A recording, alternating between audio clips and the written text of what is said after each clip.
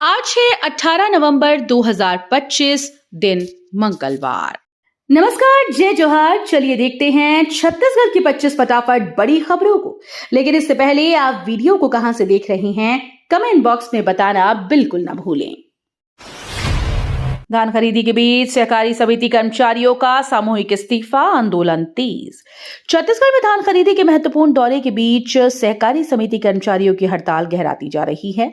राजधानी रायपुर में सोमवार को सहकारी समिति कर्मचारी संघ ने सामूहिक इस्तीफा देकर सरकार पर दबाव बढ़ा दिया। कर्मचारियों का कहना है कि उनकी मांगों पर ध्यान नहीं दिया गया तो वे जेल भरो आंदोलन शुरू करेंगे। छत्तीसगढ़ में लानीना का असर तेज, कई जिलों में शीतलहर की चेतावनी। छत्तीसगढ़ में लानीना के मजबूत प्रभाव के कारण ठंड तेजी से बढ़ती जा रही है। आसमान साफ रहने से रात के साथ दिन का तापमान भी लगातार गिर रहा है। अंबिकापुर संभाग के कई इलाकों में पाला जमने जैसी स्थिति बन गई, जबकि बस्तर संभाग में पारा नवंबर में 10 डिग्री से नीचे जाने के आसार हैं। मौसम विज्ञान केंद्र के अनुसार प्रदेश में दिन और रात का तापमान सामान्य से करीब 2.5 डिग्री कम हो गया, जो 13.2 डिग्री रिकॉर्ड किया गया। बुढ़ादेव महोत्सव में सीएम साय कोंडागांव को 127 करोड़ की विकास सौगात। कोंडागांव में आयोजित बुढ़ादेव महोत्सव के अवसर पर मुख्यमंत्री विष्णुदेव साय ने जिले को बड़े पैमानों पर विकास कार्यों की सौगात दी। विकास नगर मैदान में हुए कार्यक्रम में उन्होंने कुल 127 करोड़ रुपए की लागत से तैयार 61 परियोजनाओं का लोकार्पण, भूमि पूजन और शिलान्यास किया। मुख्यमंत्री ने कहा कि ये कार्य क्षेत्र की आधारभूत सुविधाओं को मजबूत करेंगे और स्थानीय जनता को प्रत्यक्ष लाभ मिलेगा। बस्तर हाईस्कूल शताब्दी समारोह में सीएम साय स्कूल विकास के बड़े ऐलान। जगदलपुर में शासकीय जगतू महारा बस्तर हाईस्कूल के शताब्दी समारोह में मुख्यमंत्री विष्णुदेव साय शामिल हुए और विद्यालय परिवार को शताब्दी वर्ष की शुभकामनाएं दी। कार्यक्रम को संबोधित करते हुए उन्होंने कहा कि शिक्षा ही विकास का मूल मंत्र है और इसके बगैर जीवन अधूरा है। उन्होंने नालंदा और तक्षशिला जैसी प्राचीन शिक्षा परंपराओं का उल्लेख करते हुए ज्ञान की महत्ता पर जोर दिया। न्यू ईयर से पहले धमतरी को मिला उपहार, कुरूद में सिविल अस्पताल का भूमि पूजन। छत्तीसगढ़ में स्वास्थ्य सेवाओं के सुदृढ़ीकरण के प्रयासों के तहत धमतरी को नए साल से पहले बड़ी सौगात मिली। कुरूद क्षेत्र में नवीन सिविल अस्पताल भवन का भूमि पूजन किया गया, जिससे स्थानीय नागरिकों को बेहतर चिकित्सा सुविधाएं मिलेंगी। कार्यक्रम में सांसद रूप कुमारी चौधरी, कुरूद विधायक अजय चंद्राकर और कलेक्टर अविनाश मिश्रा मौजूद रहे।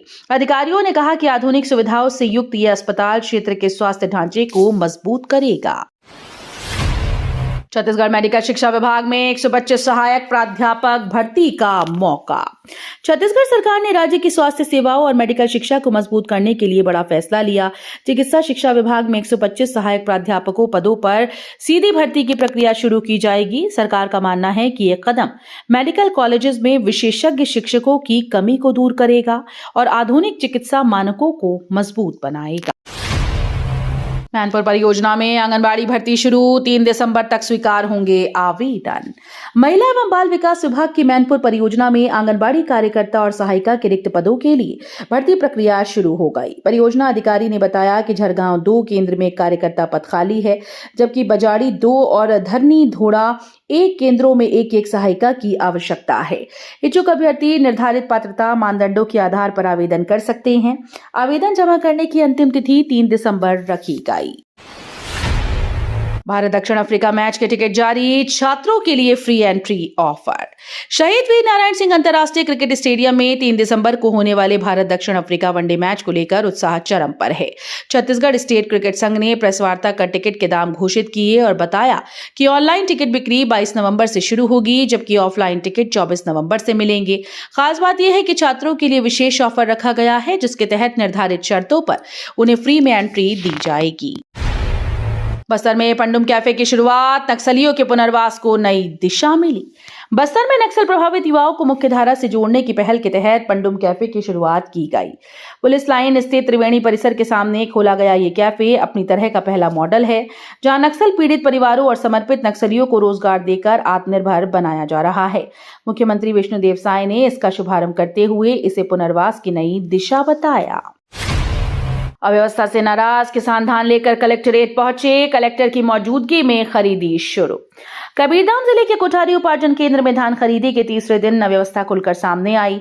सुबह टोकन लेकर पहुंचे किसान दोपहर तक अधिकारियों और कर्मचारियों का इंतजार करते रहे, लेकिन केंद्र में कोई मौजूद नहीं मिला। लापरवाही से क्षुब्ध किसान अपने ट्रैक्टर में धान लादकर सीधे कलेक्ट्रेट पहुंच गए। स्थिति की जानकारी मिलते ही कलेक्टर ने हस्तक्षेप किया और मौके पर पहुंचकर धान खरीदी शुरू कराई। बलौदाबाजार में सचिव सिद्धार्थ कोमल ने खरीदी व्यवस्था पर सख्त निर्देश दिए। बलौदाबाजार के एक दिवसीय दौरे पर पहुंचे स्कूल शिक्षा सचिव और जिले के प्रभारी सचिव सिद्धार्थ कोमल परदेसी ने संयुक्त जिला कार्यालय में महत्वपूर्ण बैठक ली। उन्होंने धान खरीदी व्यवस्था की समीक्षा करते हुए स्पष्ट कहा कि किसी भी तरह की बाधा पैदा करने वालों पर कड़ी कार्रवाई होगी। बैठक में एग्री स्टेक पंजीयन, पेयजल आपूर्ति, स्वास्थ्य सेवाएं, शिक्षा की स्थिति और कुपोषण उन्मूलन की प्रगति पर भी विस्तार से चर्चा की। रायपुर में बीएलओ को धमकाने के आरोप पर कांग्रेस ने एफआईआर की मांग की।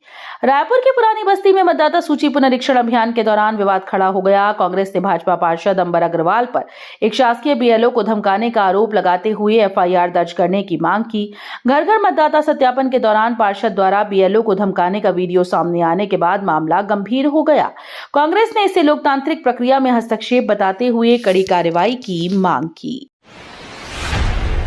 छत्तीसगढ़ में अवैध धान परिवहन पर सख्ती, 19,000 क्विंटल जब्त। छत्तीसगढ़ में समर्थन मूल्य पर धान खरीदी शुरू होने से पहले प्रशासन ने अवैध धान परिवहन के खिलाफ कड़ा शिकंजा कस दिया। मार्कफेड द्वारा 1 नवंबर से अब तक जारी आंकड़ों के अनुसार प्रदेश के सीमावर्ती जिलों में कुल 19,320 क्विंटल अवैध धान जब्त किया गया। लगातार हो रही निगरानी और संयुक्त कार्रवाई से बाहर ले जाए जा रहे धान की आवाजाही पर रोक लगी है। प्रशासन का कहना है कि किसानों के हितों की रक्षा के लिए ऐसे अभियान आगे भी सख्ती से जारी रहेंगे।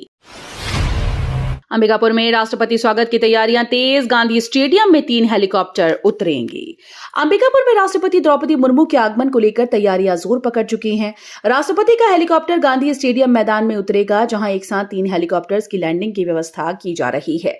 सुरक्षा कारणों से पूरे स्टेडियम को बंद कर दिया गया है और 3 नए हेलीपैड का निर्माण किया जा रहा है।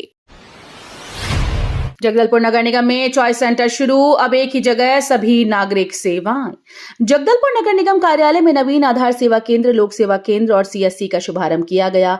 कार्यक्रम में महापौर संजय पांडे और नगर निगम अध्यक्ष खेम सिंह देवांगन मौजूद रहे। नए केंद्र के शुरू होने से अब आधार कार्ड से जुड़े कार्यों के साथ आय, जाति, निवास, विवाह प्रमाण पत्र, पेंशन योजनाएं, श्रम पंजीयन, ई श्रम कार्ड, आयुष्मान कार्ड सहित कई ऑनलाइन नागरिक सेवाएं एक ही स्थान पर उपलब्ध हो सकेंगी। सर्वर दिक्कत से बड़ी परेशानी, नए सॉफ्टवेयर में भी राशन कार्ड त्रुटि बरकरार। राशन कार्ड में त्रुटि सुधार कराने पहुंचे हितग्राहियों की मुश्किलें सर्वर दिक्कत के कारण और बढ़ गई। निगम और खाद्य विभाग के लगातार चक्कर लगाने के बावजूद नए सॉफ्टवेयर में गलतियां ठीक नहीं हो रही। दोबारा त्रुटि आने से पंचायत और निगम में 370 से अधिक आवेदन पेंडिंग पड़े हैं। स्थिति यह है कि सुधार कार्य न होने से कई हितग्राही ई-केवाईसी भी पूरा नहीं करा पा रहे। तकनीकी समस्या के कारण लोगों में भारी नाराजगी देखी जा रही है। डॉक्टर दिनेश मिश्र बोले, अंधविश्वास छोड़ें, वैज्ञानिक दृष्टिकोण अपनाना बेहद जरूरी।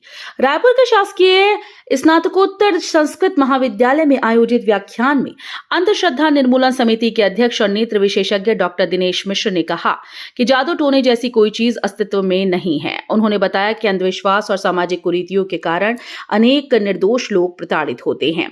समाज को इससे मुक्त करने के लिए वैज्ञानिक सोच का विकास अनिवार्य है। डॉक्टर मिश्र ने युवाओं से तर्कशीलता अपनाने और किसी भी अफवाह या अंधविश्वास पर भरोसा न करने की अपील की। बालोद में कन्वर्टेड ईसाइयों की अलग कब्रिस्तान, मांग पर बढ़ा तनाव।